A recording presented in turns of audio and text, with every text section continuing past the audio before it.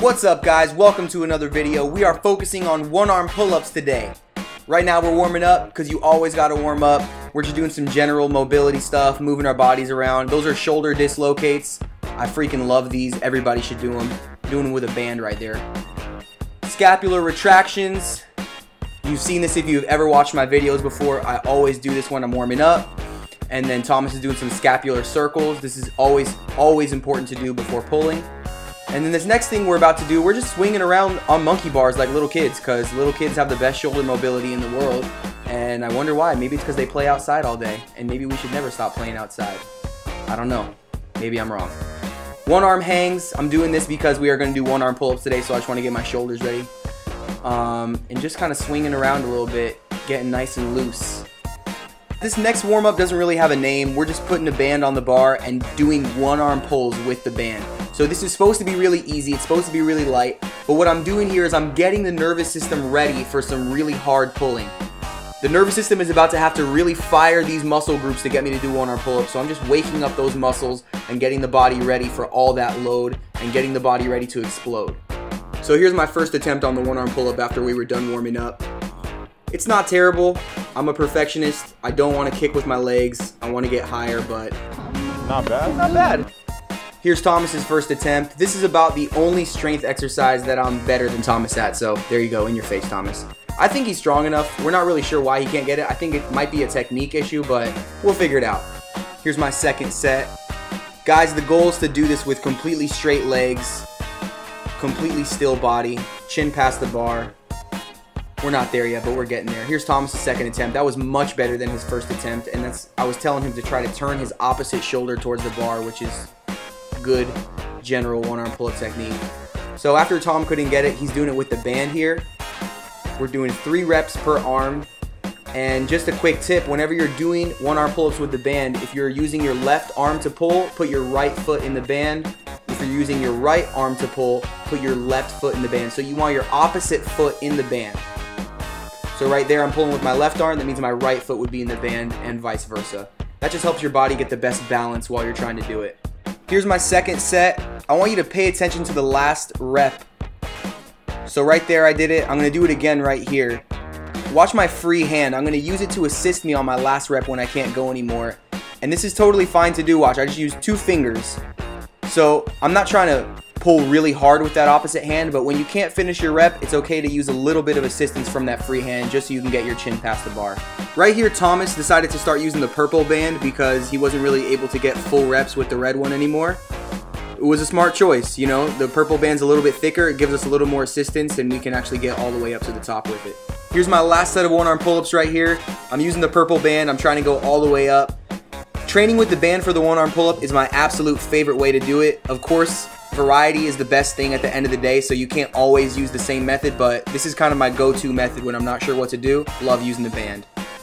Right here, we're setting up the rings. We should have done this before the workout started so we didn't waste time. It ended up taking us like 3 or 4 minutes, so it's not a big deal, but we're setting up the rings for our next exercise. We're doing negatives, 2 reps per arm, 3 sets, and we're just trying to control the negative as much as we can all the way down. Same drill as always with negatives. Just control it, control that whole range of motion all the way to the bottom.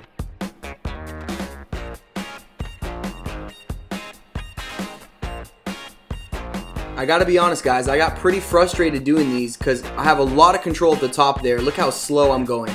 But once I pass 90 degrees, I almost just drop. So it just reveals where my weakness is at. You know, the bottom of the rep is really hard for me, and the top of the rep is also pretty hard for me. But for whatever reason, when it comes to a one-arm pull-up, locking off at the very top is easier for most people. Being at 90 degrees, that's really where you can see how strong someone really is at a one-arm pull-up. If they can hold at 90 degrees no problem, that's impressive. So by our third set, we were a little too tired to do full negatives. Of course, you could probably tell our form was getting a little sketchy. We were dropping way too fast. So now we decided to do assisted one-arm negatives. That straight arm is there just to help a little bit, and we're focusing on the bent arm and focusing on controlling the negative all the way through. Right here, I'm just showing you guys that I'm using 3 fingers for the assist. And the stronger you get, the less fingers you can use. You know, you can go to 2 fingers, then 1 finger, and then of course just a negative without an assisting arm. And if you pay attention to Thomas's negatives in his last set and my negatives right here, we're pausing through each range. So a pause at the top, a pause at 90 degrees, and then a pause slightly bent. Did 2 more sets of negatives, but we went over to the bar so we could more easily use the band. Same thing, but we're doing 1 negative per arm now, and we're just controlling it as much as we can, and we're going through each of those ranges. Locked off at the top, 90 degrees, and slightly bent. Here's my last set of negatives, and I switched to the red band, make it a little bit harder for myself, just trying to finish up and really burn out. So getting close to the end of the workout here, we had done so much stuff with 1 arm, we decided to do some 2-arm isometric holds. Isometric is just a big fancy word for a pause. So you reach any point of contraction in that exercise and just hold it. Isometrics are a great way to break through plateaus, a great way to work on weak points in that exercise. So if the top of the pull-up was hard for you, do an isometric hold at the top. Take note, boys and girls, anatomy chart. Hey! Thanks, Thomas. Love you, bro. But I'm not that ripped. Chill out. So we did 3 sets of these. I'm just going to go ahead and skip to the last set for both of us. We ended up switching to a chin-up grip for this last set just to change it up a little bit, and it felt great. Totally gassed out our biceps completely, so it was a good way to finish the workout. Thomas and I always like to just kind of mess around at the end of the workout, play around, have fun, try different things. So we went over to the rings, we were doing some muscle-ups and some levers, and then the unthinkable happened, and my life flashed before my eyes. Go ahead and check out the video.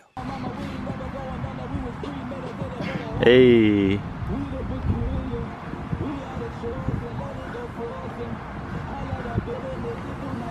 Woo. Oh.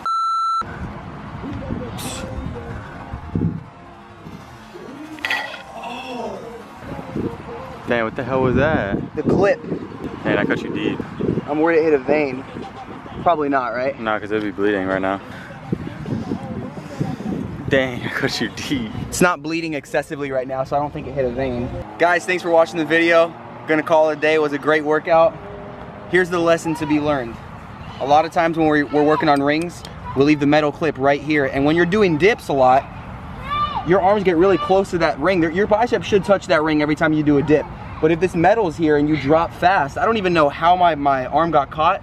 The point is, if the buckle is high, now when I go to do a dip, there's no risk of me getting caught on anything. So that's a lesson I learned the hard way. You don't have to learn that lesson the hard way. Learn from my mistakes. I'll let you take a closer look at this.